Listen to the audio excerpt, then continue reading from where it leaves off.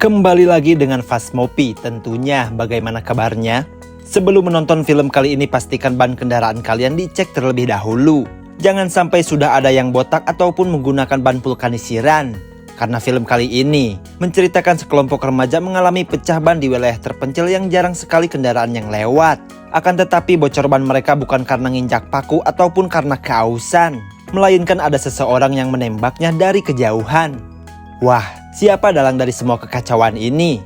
Makanya kita cari tahu saja sekarang. Tapi sebelum lanjut, seperti biasa subscribe dulu biar saya tenang lanjutin alur ceritanya. Dan inilah kisah selengkapnya.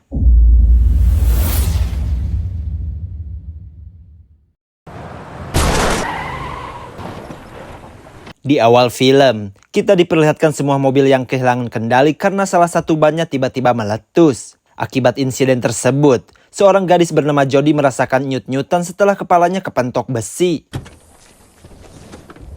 Just when we started to get to know each other, Jody. Okay. Yeah, thanks. Para muda-mudi ini sebenarnya sedang dikejar waktu. Soalnya, mereka harus menghadiri pesta ulang tahun adiknya Jody yang akan digelar pada maghrib nanti. Tapi tak apa, paling-paling mereka cuma ngarit sampai isya saja. Bragging rights. Okay, wait, I can't resist. Pit stop. Karena di sini adalah daerah terpencil dan jarang ada kendaraan yang lewat, Sarah yang ingin upload foto pun kesulitan mendapatkan sinyal. Namun saat Karen ikutan mencoba di HP-nya, ternyata sinyal masih bisa terdeteksi asal harus mundur beberapa langkah dulu. Yeah, well, if this spare decides to blow, we'll be... Karangan bunga di sekitaran jalan itu menandakan bahwa ada korban jiwa di tempat tersebut. Namun Sarah tak mau menambah beban pikiran dan lebih baik kembali saja kepada teman-temannya. Karena cuaca yang sangat panas, Jody dan Karen memutuskan berteduh di samping mobil karena mereka tak mau jika makeup Wardahnya luntur. Sementara Eric, ia mendapatkan panggilan alam dan mencari semak-semak terdekat. Brain kept saying Josh. He likes you. Karena Jeb yang lebih berotot, maka ialah yang dipercaya untuk mengganti bannya. Sementara Todd sang pemilik mobil, ia lebih memilih bermesem-mesem dengan Sarah yang merupakan istrinya. My uncle's got a 6-seater. She okay? Huddle in. The average time to change a tire is like 20 minutes. Di tengah pekerjaan yang hampir selesai itu, sebuah peluru tiba-tiba terjatuh dari ban kempes yang ia angkat. Jeb langsung mengira kalau ban mobil mereka bocor bukan secara alami, tapi kemungkinan besar ada yang menembak ban mereka. I think you lost something, buddy. Say that. Saking syoknya melihat keadaan Jeb, Sarah pun sampai tak bisa berkata-kata lagi. Akan tetapi itu cuma permulaan saja. Sarah! Alangkah terkejutnya semua orang ketika melihat mata kanan Sarah yang tiba-tiba hancur. Dan tanpa disadari, nyawa mereka kini sedang terancam oleh sniper yang mengincarnya.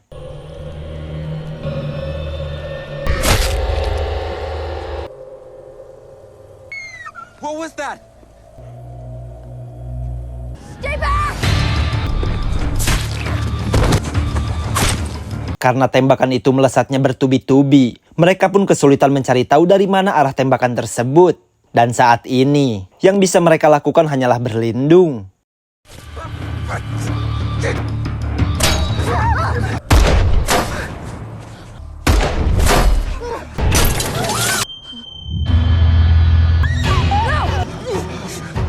Jody pun langsung histeris ketika wajahnya terkena goresan peluru. Namun, luka Todd jauh lebih parah ditambah hatinya hancur karena sang istri tercinta sedang sekarat.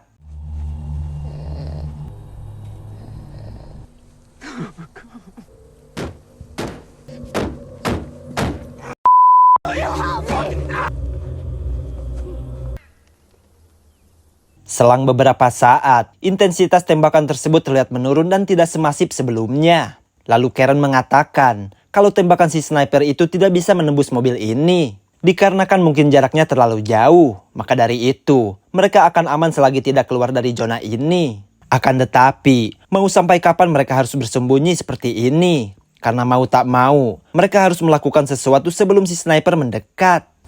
I can't hear. There's a lot of cover back here. 4 of us could break out at once. Ide untuk lari sama-sama itu sangat tidak bijak sama sekali. Meski si sniper tak akan bisa menembak mereka sekaligus, tapi tetap saja akan ada orang yang tertembak secara random. Orang kurang waras mana yang mau setor nyawa secara gratisan? Di tengah perdebatan orang-orang yang sayang nyawa ini, Karen pun teringat kalau tadi ia mendapatkan sinyal dari belakang mobil. Dan yang harus mereka pikirkan, bagaimana cara menjangkau sinyal tersebut supaya bisa menelpon polisi.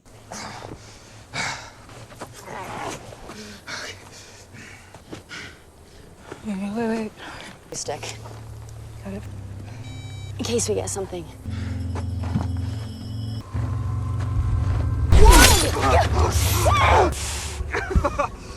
Sayang sekali rencana mereka gagal. Dan yang mengerikan, ternyata si sniper itu berhenti menembak bukan karena kehabisan peluru, melainkan mencari momen yang pas seperti yang ia lakukan barusan. Namun Todd tak mau menyerah, ia berencana memundurkan mobilnya hingga mencapai titik di mana sinyal bisa dijangkau. Namun, ia butuh bantuan para gadis ini sambil sekalian mencari tahu keberadaan si sniper.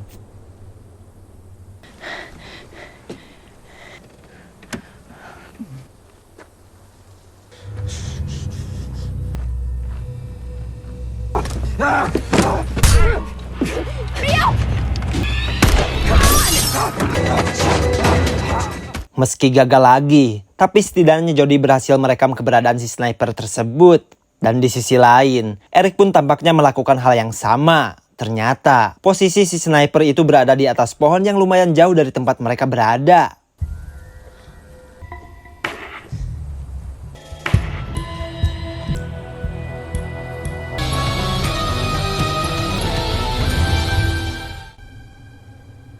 Tak mau cuma diam sambil menunggu keajaiban, Todd akan mencoba menetralkan gigi mobilnya kembali. Namun kali ini, ia harus mencari cara supaya tangannya terlindungi.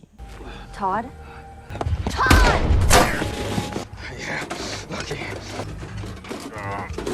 Di tengah persiapan melakukan aksinya, tiba-tiba Eric yang jauh dari mereka merasa kalau ia akan ditinggalkan sendirian. Tapi ya mau gimana lagi? Jika Eric malah lari ke arah mereka, bisa-bisa ia ditembak sebelum bisa sampai. Namun Todd berjanji, kalau rencana ini berhasil maka mereka akan kembali menjemput Eric sambil membawa bantuan. What do you think? Lalu Karen mengatakan, kalau rencana ini berhasil dan mereka bisa mendorong mobil, maka si sniper mungkin akan fokus menembaki mereka. Nah, pada saat itu, Eric punya peluang bagus untuk melarikan diri dari sana. So's running. Lalu tanpa banyak omong lagi, Todd akan mencoba menetralkan mobilnya supaya bisa didorong. Sementara para wanita bertugas menahan mobil karena jalannya yang agak menurun.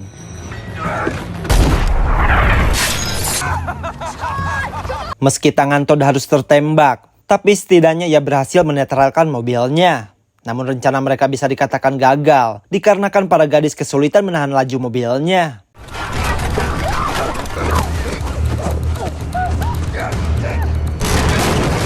Karena si sniper itu berhenti menembak, Karen menyuruh Jody untuk segera lari. Kesempatan ini juga tak disia-siakan oleh Eric.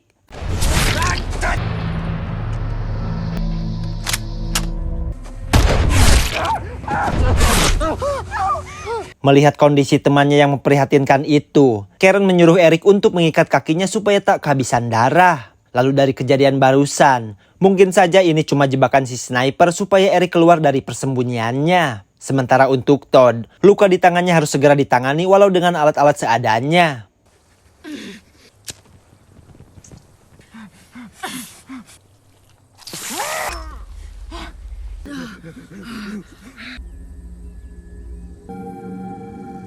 Karena si sniper tak lagi menembak, mereka pun memakai kesempatan ini untuk mengambil air dalam mobil.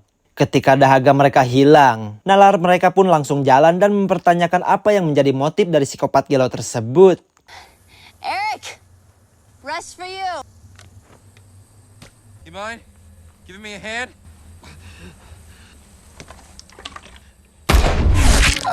Sungguh psikopat yang tak punya adab. Perkara mau minum saja sampai harus membuat tangan Eric bolong. Sementara di sisi lain, psikopat ini malah enak-enak makan dan minum dengan watadosnya.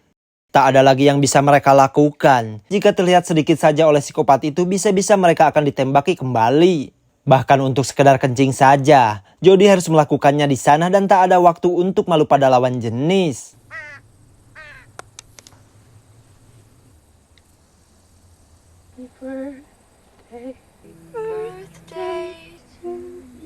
Karena merasa tak mungkin selamat dari tempat ini, Jody cuma bisa menyanyikan lagu ulang tahun untuk adiknya dari sini. Sementara itu, Todd merasa hampa karena istrinya sudah tiada. Lalu dengan penuh emosi, ia memutuskan menghampirinya dan tak peduli pada psikopat itu.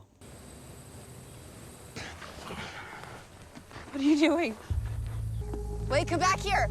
Meski teman-temannya sudah melarangnya, namun Todd tak peduli meskipun ia harus ditembak. Karena baginya, ia lebih memilih mati di samping Sarah daripada hidup sendirian. Dan di sini, psikopat itu seolah memberikan Todd waktu hidup sebentar sebelum ia benar-benar menembaknya.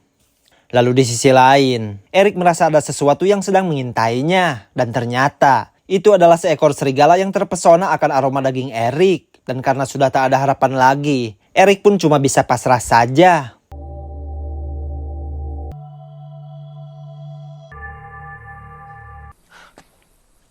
Come on, let's just get this! Di saat Todd menantang psikopat itu untuk menembaknya, tiba-tiba muncul sebuah kendaraan yang tak pernah kepikirkan akan lewat sini. Namun karena ia malah meminta bantuan, si sniper itu pun marah dan menembaknya.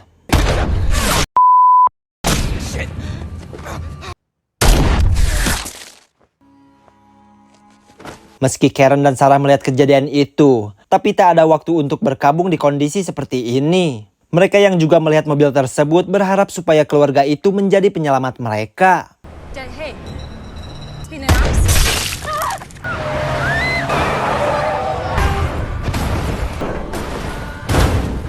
Sungguh malang sekali nasib keluarga kecil ini. Rupanya psikopat itu tak pilih-pilih target dan semua orang ia libas tanpa terkecuali. Dan tak berselang lama, si ibu yang keadaannya seperti zombie ini memutuskan untuk keluar mencari putrinya. Namun karena ada psikopat gelo tersebut, Karen dan Jody pun memperingatkannya untuk segera berlindung. Kemudian, si suami pun ikut keluar dan segera mengamankan istrinya. Lalu karena si pria berdiri tepat di mana sinyal bisa terdeteksi, Karen pun menyuruh untuk segera menelpon polisi. Can you get a signal? My daughter can...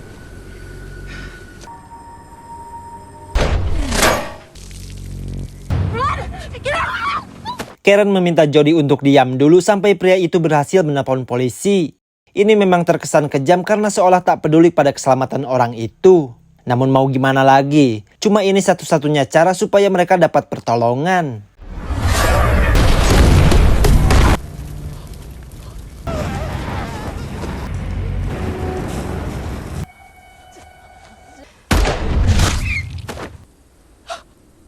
Kelakuan psikopat itu sudah benar-benar di luar akal sehat. Sepertinya, ia takkan bisa membiarkan satu orang pun bisa selamat.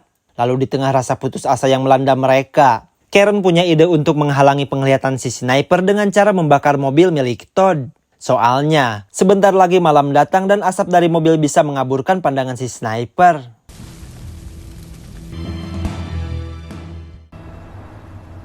Ketika malam tiba, mereka merusak bagian mobil yang mudah terbakar.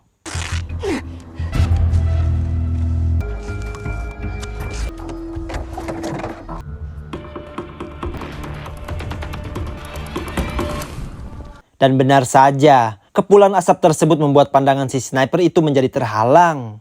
Dan tentunya, itu malah membuatnya murka. Sebelum mulai kabur, mereka harus memastikan dulu kalau asap mobilnya sudah cukup besar. Dan untuk saat ini, asapnya masih nanggung dan masih butuh waktu lagi. Lalu di tengah penantian itu, tiba-tiba datang mobil polisi yang pastinya berkat panggilan si pria tadi. Karena alat komunikasinya terputus gara-gara tak ada sinyal, maka mereka akan melakukannya sendiri. Dan di saat itu pula, dua orang polisi yang di belakang sudah bersiap untuk menembak. Tapi yang mereka butuhkan cuma lokasi si snipernya ada di mana. Yeah, pump me through. Asshole.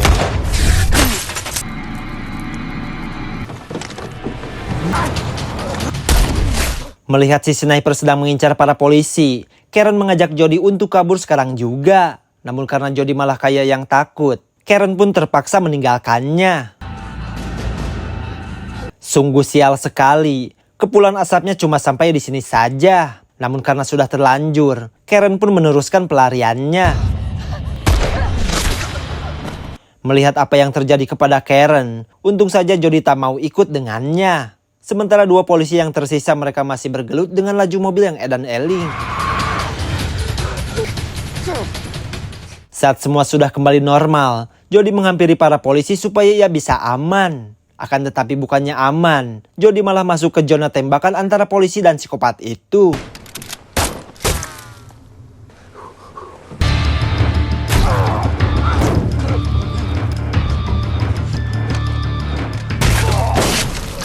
Karena sudah muak melihat orang-orang terbunuh, Jody pun memberanikan diri untuk melawan psikopat itu.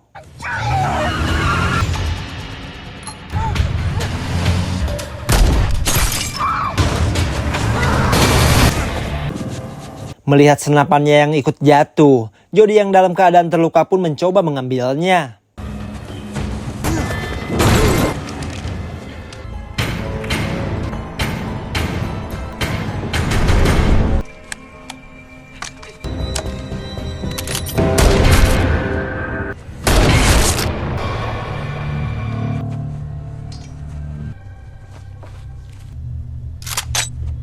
Karena senapannya macet, ia memakai senjata itu untuk memukulnya saja. Namun karena ia terlalu bersemangat, senapan itu malah menjadi bumerang bagi dirinya.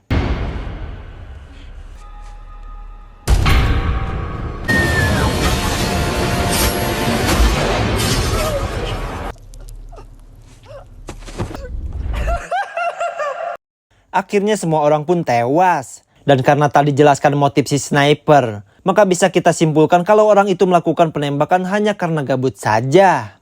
Dan akhirnya, film pun selesai. Bagaimana dengan filmnya? Coba ditulis di kolom komentar.